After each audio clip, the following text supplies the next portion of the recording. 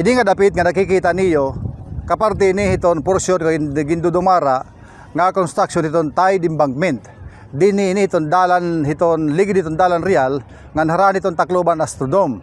Ito nga nakikita niyo nga nagtatrabaho nga may da backhoe nga may da dump truck nga hiton nga building na kinikita niyo ligid ito hiton dalan real.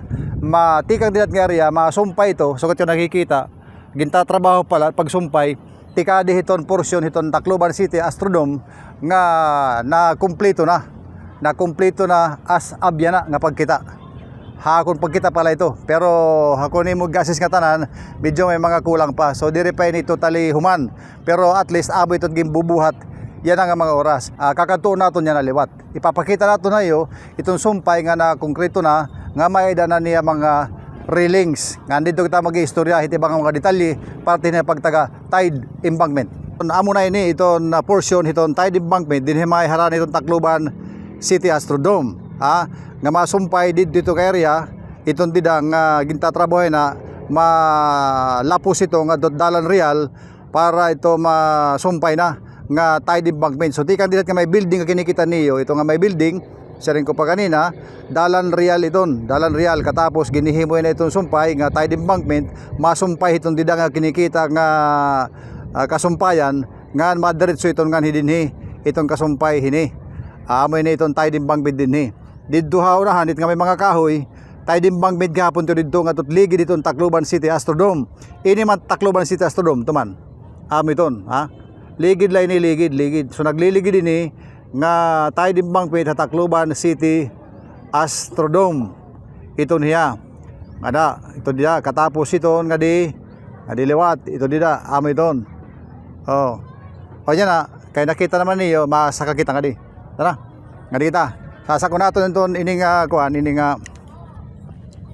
tide embankment amo na niya damo nga nit baga na mamasyada na kabataan pero pag kita ko rough road pa man ini nga iton approach niya so dire pa hiya pang mako-consider naton pag kita ko dire pa ko ni kompleto nga human malingi kita nga di man adito niya approach iton nga kalsada man adto tabok iton buhatan iton tingog party list amo iton dida itong kalsada tikan hini nga tide embankment.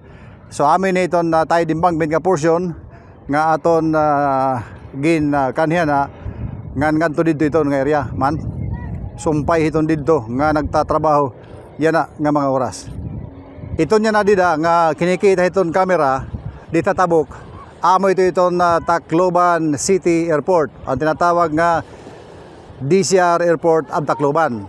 So ito atubang niya ito tikadi liwat nga portion paglingi naton amo na iton usa nga parte iton tide embankment ligid iton Tacloban City Astrodome man ito Astrodome dito na tide embankment nga kinikita niyo dinhalig iton Astrodome ngan iglingi panganinimod camera ngadto amo na iton nahimo dinhi nga tide embankment ligid iton Astrodome syudad iton Tacloban nga gintratrabaho pa na didto unhan iton sumpay. Amo na ini nga dapit hiton tide embankment dinhi may ligid iton Tacloban City Astrodome iton iyo nakikita. Klaro iton tide embankment, klaro iton Astrodome. Ini nga mga proyekto itaton karon paghimangrawan iton mga proyekto nga tide embankment tikang ini din syudad iton Tacloban ngadto amyaw nga bungto itong palo bungto itong tanawan ngan bangin may dapat dito Tolosa. Usa ni proyekto ito national government ang panhimo hini nga mga tide embankment bagay gin suggest ini. So bay naton na baruan igin suggestion ini hadton nasod the Netherlands kauman ini kita pagtarapon hadton Super Typhoon Yolanda. Ang panuyo iton tide embankment para makasagang-sagang hiton tubig dagat para natabuhan Yolanda nga may storm surge sumakan dagat sa Tacloban damon namatay kay waray pa man kita hadtong mga panahon han 2013 mga tide embankment. So kahumanhan ba bagyo Yolanda didahan Yolanda response han mga plano na parting pag himo mga programa pagpugonghan mga disasters o disaster risk management usain ang ginawas nga tide embankment nga project. Kumita kita yung mga tide embankment nga mga construction dinhi na amo na ini Tacloban, Palo, Tanawan ngan bangin nga tahonhan may dapa.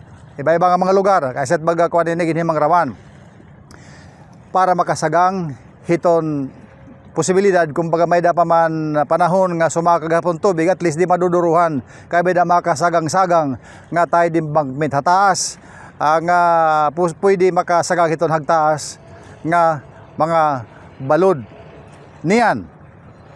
Didahan pagkada pagbutho hining flood control anomaly sa Pilipinas, hapag-imbestigahan na DPWH usa ini nga mga klaseng proyekto ang naapektuhan kay kaparte gapon itong flood control nga klasihin projects.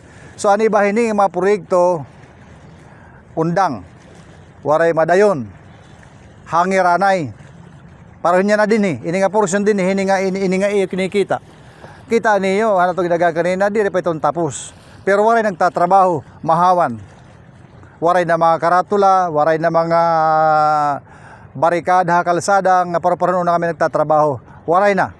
So karon siguro nito undang gihapon ini nga portion itong trabaho pero niron yan itong sumpay may papakita tayo itong usaliwat nga dapat hindi ang sumpay ini pero sige trabaho. Hini nga tanan nga mga klaseng pundo hiton tide embankment napakyanan publiko. Ano ang naging papel hiton mga congressman? Hiton sugad din mga proyekto. Hiton trabaho hiton mga congressman didto ha kongreso. Pananglitan din ha aton atong congressman ha First District of Leyte, he former House Speaker Ferdinand Martin F.M. Romualdez. Nga tanan itong mga congressman, ito nira trabaho, pagduso itong pundo, nga mapunduhan, itsugad din nga mga proyekto, din hitira tagsa-tagsa nga mga distrito. Dirihira mga engineers, dirihira mga taga-DPWH, para magdisenyo, hitong sugad hini mga proyekto. Hinot nagdidisenyo. Ang nagdidisenyo, ang mga taga-Department of Public Works and Highways, DPWH. Pagkagdisenyo ito nira, siyempre pagdisenyo ilalatag ito nga tanan nga mga purunduhan. Pag nakalatag ng nga tanan nga purunduhan, iprepresentar ini nga era budget project ngadto didto hiton kongresista nga nakakasakop hiton iya distrito. Amo na ito ang congressman. So yan na congressman, aniya naman magiging trabaho pakigbisog hiton nga pundo didto ha kongreso panahon iton budget deliberation nga mapunduhan iton.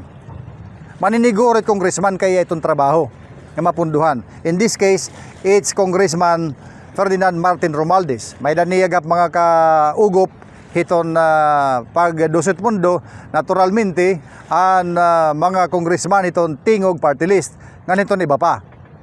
So kapundo hiton adan at kapundo igalo taga para hiton sugad dinhi nga klasihin mga proyekto. Anong sunod? Pag may pundo na, subject na for implementation. Hino ang mag-implement? Ang mag-implement ini, ang mag-implement, kan mag-supervise na, ang mga taga-Department of Public Works and Highways, DPWH. Pero dirit nira kay itutubong lang adtuhin usang magtatrabaho. Magpapailarom ito tinatawag nga bidding. Kung hinot magdaog ito nga bidding, asya at makakadara itong proyekto, magpapatuman itong proyekto. Niyan, paging papatuman na proyekto, kang kanay man trabahon pag-monitor. Pagsiguro nga maging maupay, subay itong disenyo, subay itong standard, itong project. In this case, ini nga tide embankment. Natural. Itong mag-supervise iton ang mga taga DPWH. Asya iton nga may tinatawag project engineer. I-check nira iton kikitaon kung gintutuman ang kontraktor ang disenyo, ang timplada, ang nga tanan nga specifications dida itong project. So entirely DPWH kanitong kontraktor it nagmaman-man hini nga sugad hin mga klaseng proyekto. Diri lahat tadi embankment nga tanan ito basta kanang gobyerno mga infra projects kalsada, mga tulay, mga tide embankment. Hain man congressman. Ang congressman hain man. Tapos na ang trabaho han congressman. Ang trabaho ni congressman pamiling lang pundo ngan sigurohon nga napunduhan ngan maipatuman ang project. Mula iton dida itong papel hito sa nga congressman. Pamiling ang pundo, pakigbisog ang pundo para mabutangan him pundo iton nga mga project nga para iton mga tao. Ang nag-implementar DPWH ngan hiton kontraktor hirang aduhana iton nagtutuman para ipatuman iton nga klaseng proyekto. So kadito yung nakikita yan amon ito nagtatrabaho, naghihinuwa dito mga boulders, dagkong mga bato para takupan itong portion hiton tide embankment para masiminto hinso ka dinhi nga aton kinikita yan ini nga ako tinutok dawan asya ini iton katapusan durugtungan tikang dinhi durugtungan iton tikadi kaya amo iton waray pa samtang ini nga portion aton kinikita dinhi ang tikadto na iton may ligi dito na Astrodome.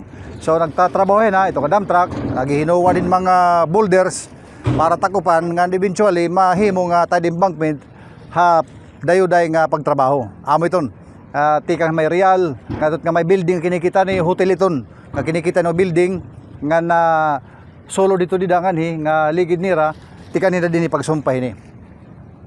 Iton mga sugad din nga klase nga proyekto tide embankment importante ni para hiton kaupayan hiton mga tao labi na kung maupay iton katrabaho.